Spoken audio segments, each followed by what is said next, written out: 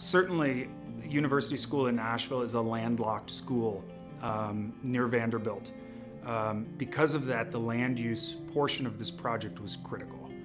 So land use and design were tied together in this project. We were advised from the get-go that not one piece of existing grass was to be disturbed. So instead, the opportunity was in taking the existing paved areas or underutilized exterior areas and turning them into better utilized space.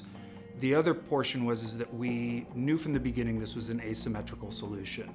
We're up against a 90-year-old McKim-Eden white, very symmetrical building, but the location of where we were working was not symmetrical with that structure.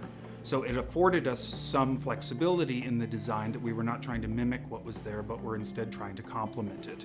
And in complementing a very traditional solution, the foil was to provide a sort of non-traditional solution, which primarily accomplished better providing circulation in the building.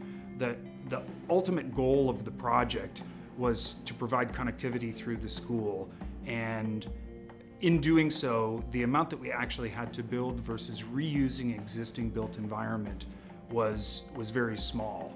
The project was 50,000 square feet, but we only had to build 8,000 in order to accomplish the ultimate goals of the project. Certainly, University School of Nashville, as we know, is an independent school. So this project didn't address affordable housing or transportation concerns or any of the larger global concerns for the city. However, the project invested resources in preserving an existing iconic structure in Nashville. And there are many opportunities to do this in Nashville, some of which have already been done and some of which are sort of begging to be done. So this project, in the school recognizing we have a gem, it needs some work, and let's preserve the gem and find a better function for this gem, I think is something that Nashville itself can sort of resonate off of. Part of the project was actually exposing parts of the building that had not been exposed for years and years. The building had evolved over the last 90 years and it never really, in our vision, had been intentionally designed.